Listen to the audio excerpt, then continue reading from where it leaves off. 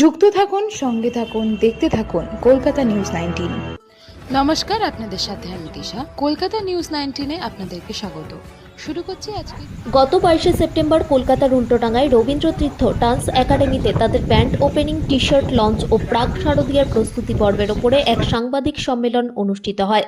যে সমস্ত ব্যান্ডের বিষয়ের ওপর সেদিন ওপেনিং হলো সেই বিষয়গুলো হলো Rabindra Tirtha dance and cultural academy, Rabindra Nrityakala Kendra, Kolkata culture, Kolkata tutorial TV, সেরা সম্মান, সেরা পুজো সম্মান, সেরা খেলা সম্মান। সেদিনের সাংবাদিক সম্মেলনের আরও বিস্তারিত জানতে চোখ রাখুন আমাদের কলকাতা নিউজ টিভি 19-এ। নমস্কার, আমি ডক্টর রবীন্দ্র নৃত্য ও কলা কেন্দ্র থেকে বলছি। রবীন্দ্র নৃত্য ও কলা কেন্দ্র বোর্ডটি রাজ্য সরকার এবং কেন্দ্র সরকারের অনুমোদন বোর্ড।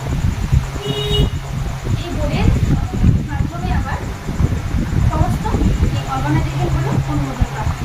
প্রথমেই রবীন্দ্র নৃত্য ডান্স অ্যান্ড কালচারাল একাডেমি, যেটি এই বোর্ডের দ্বারা অনুমোদনপ্রাপ্ত এবং এই বোর্ডের আন্ডারেই রবীন্দ্র নৃত্য ডান্স অ্যান্ড কালচারাল একাডেমিতে অঙ্কনবিদ্যা বিভাগের পরীক্ষা, রিজুয়েশন এবং রেজাল্ট একটা ব্যবসার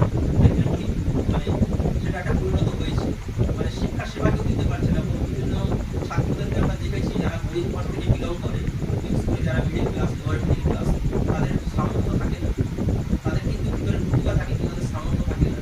তার জন্য তারা সেই শিক্ষার সঠিক প্রমাণপত্র তাদের হাতে জোগাড় করতে পারে না। তাদের জন্য আমরা এটা এনেছি যে সেরা শিক্ষা সেবা এবং সেরা প্রতিভা সম্মান। প্রতিভা সম্মান সে প্রথম যদি যখন সে প্রতিভা তার থাকলে আমরা তাকে কেন্দ্র করে তার সব কিছু বিবেচনা করে তাকে সেরা প্রতিভা সম্মান দেবো এবং প্রতিভাকে কেন্দ্র করে যখন সে শিক্ষার একটা ব্যবস্থা তুলে ধরবে, গড়ে তুলবে, আরও কিছু স্টুডেন্টদেরকে তার সে শিক্ষা দিয়ে যাচ্ছে এবং একটি ইভেন্ট যার নাম হচ্ছে সেরা প্রতিযোগিতা সম্মান।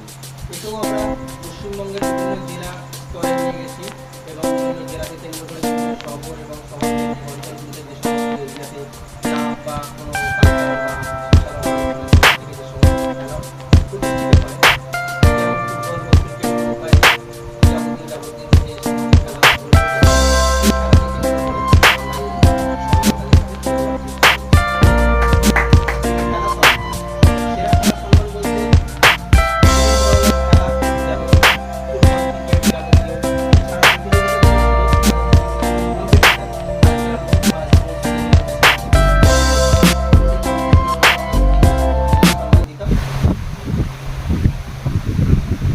নমস্কার।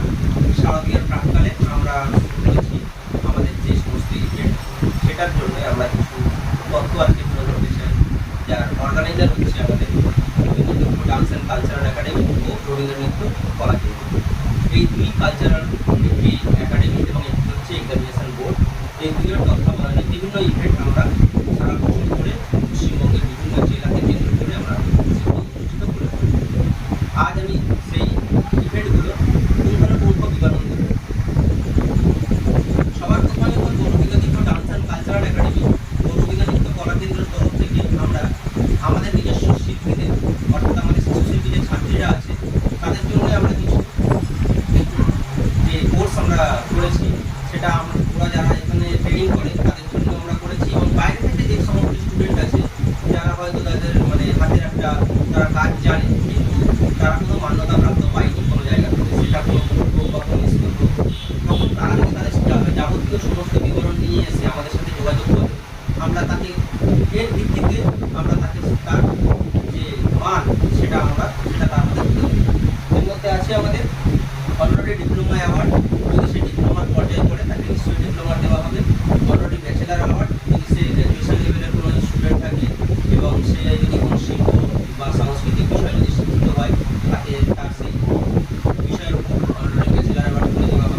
এছাড়াও আছে অলরেডি মাস্টার অ্যাওয়ার্ড, যদি MA করা থাকে এবং তার সাথে সে যদি কোনো শিল্পভিত্তিক কোনো কিছু শিখে থাকে বা সেটাকে সে কাজে লাগানোর চেষ্টা করছে কিন্তু তার কাছে মান্যতাপ্রাপ্ত কোনো কিছু নেই প্রমাণপত্র, তার জন্যে আমরা আছি।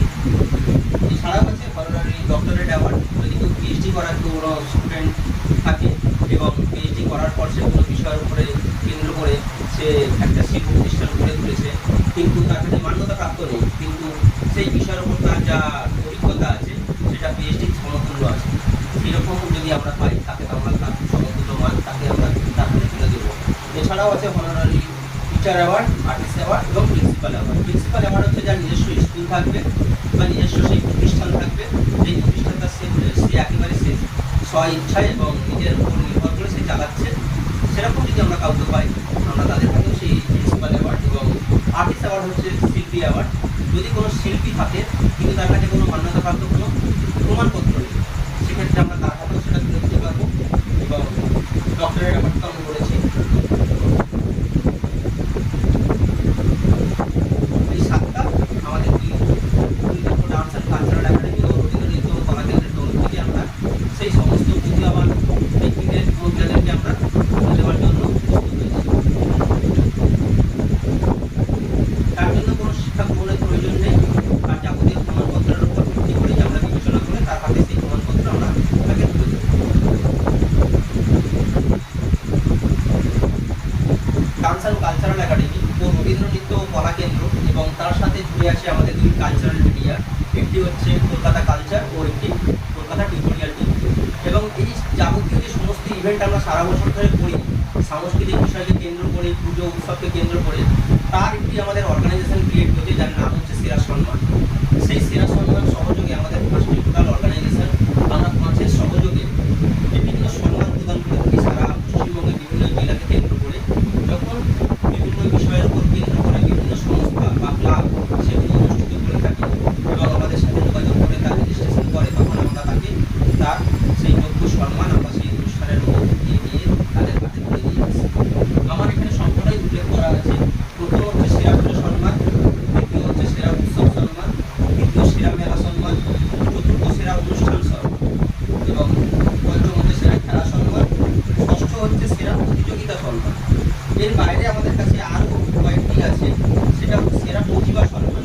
এর একটা আমি একটু আগে কিছুক্ষণ আগে আমি বলেছি, সেটা ছিল সেরা আর্টিস্ট সম্মান। তো এটাও সেই সমতুল্য, মানে প্রতিভাবান ব্যক্তি কিন্তু তার প্রতিভা থাকা সত্ত্বেও তার কাছে কোনো প্রমাণপত্র নেই, তার জন্য আমরা এই ইভেন্টগুলো বিচার করছি। এছাড়াও আছে সেরা গুরুজন সম্মান। যদি কোনো গুরু ব্যক্তি থাকে আমরা তার যথাযোগ্য প্রমাণ দেওয়ার মাধ্যমে তার হাতে তার প্রমাণপত্র আমরা তুলে দেওয়ার চেষ্টা করি, সম্মানীয় কিন্তু।